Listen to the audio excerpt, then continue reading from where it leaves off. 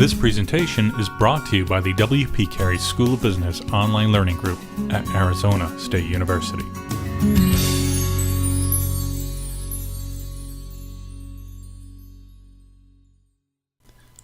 I'm Steve Salick, Director of Online Learning for the W.P. Carey School of Business, and in this episode of Countdown to Learn, I'll be introducing you to the basic content management tools.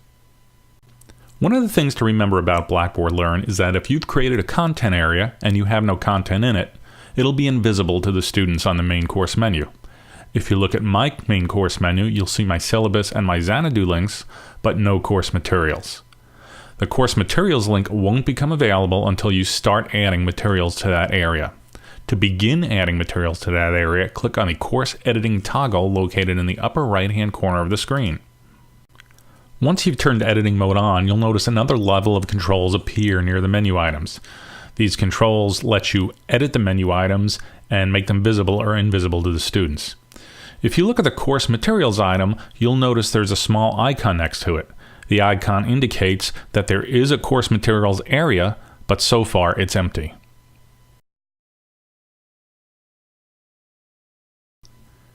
To begin adding course content to your course materials area, simply click on the course materials link to enter that area. You'll notice a variety of buttons across the top of the course materials area. The Create Item button lets you create a single item in the content area.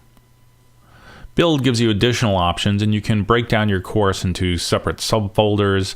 You can create external links to other websites. You can create internal links to other resources within the course and create learning modules and other tools for learning. Evaluate lets you create different kinds of assessments like tests, surveys, assignments. There's a self and peer assessment tool that's been refined in Blackboard Learn, and Safe Assignment, Blackboard's built-in plagiarism detection tool. Collaborate doesn't technically add anything to the course materials area, but it does provide links within this area to other components within the course that allow collaboration. This minimizes student frustration because instead of having to exit to the main menu and then go back down to find a discussion board, students can jump to it directly from a link in this area. I'm not going to cover the More button in this presentation. The More button contains additional tools you can add to your course, but the tools that are in this area vary depending on what the university chooses to license. I'm going to add some sample materials to this course so you can get a feel of what it's like to use these tools. You should actually be familiar with the way they operate, and by and large they've just been reorganized within Blackboard to reduce the number of clicks you need to use them. I'm going to start by adding a reading to this course, and I'm going to do it by adding an individual item. I'll click on Create Item. I'll name the item. In this case, it's the Horizon Report. If you like, you can post a description of what the item is about. Then you'll simply browse your hard drive for your document. In this case, it's on my desktop. And submit. Once your content item is in the course, you'll notice a small set of arrows near the title of the document. This allows you to access what Blackboard calls a contextual menu. It gives you the ability to edit the name, edit the description, enable adaptive release on this item, and do a host of other things to manage it. Now I'm going to start building out my course by adding additional components to it using the Build button. I want to divide my course into weeks to make it easier for the students to manage, so I'm going to click on Build and Create Folder. I'll name the folder Week 1. I'm not going to use a description because I think that's self-explanatory, and then I'm going to submit it. Again, when the Week 1 folder appears, you'll see a contextual item menu that'll let me rename the folder. Also, the icon on the left side of each item lets you reorder these by drag and drop, so if I wanted Week 1 ahead of the Horizon Report, all I need to do is drag and drop it. I'm going to leave it where it was. If I wanted to begin adding materials to the Week 1 folder, I would simply click on the Week 1 link. And then I would add materials here in the same way I would in the basic course materials area. I've added a case study in my Week 1 folder. I want students to read it and then prepare a written summary of what their solution would be. When they submit their written assignment, I want to check for plagiarism, so I'm going to use the Evaluate button to insert a safe assignment.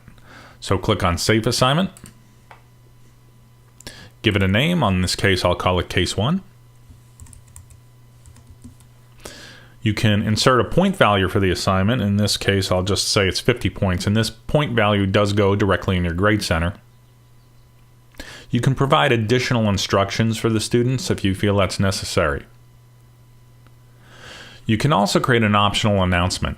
The optional announcement feature simply reinforces the fact that you're using this plagiarism detection tool.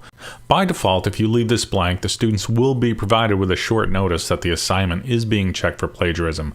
Go ahead and click on Submit. Now you'll find the Case 1 Safe assignment listed in the Week 1 folder, and by clicking on View or Complete, the students will have access to turning in their assignment.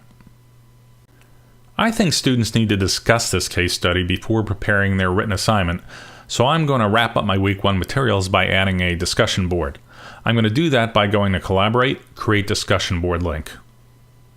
You'll notice there's a place here to either link to a discussion board page, select a discussion board forum, or create a new forum.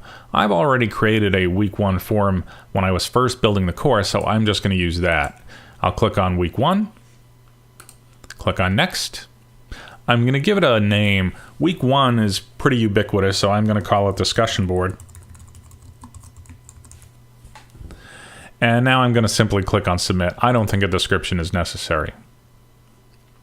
I do think it's important, though, that students engage in a discussion about the case study before they actually complete the written assignment, so I'm going to move the discussion board link before the case study assignment is due. I'm going to test my Week 1 discussion board link by turning the editing toggle off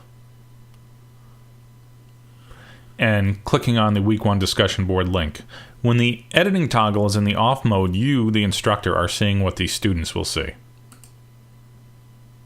I'm going to test it. It does take me directly to the Week 1 forum, so I'm all set for Week 1. I hope this basic overview of the content management tools in Blackboard Learn has relieved the tension some of you may be feeling about the pending upgrade.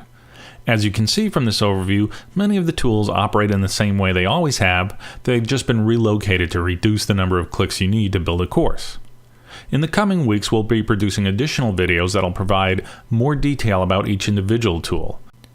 Thanks for taking the time to view this episode of Countdown to Learn.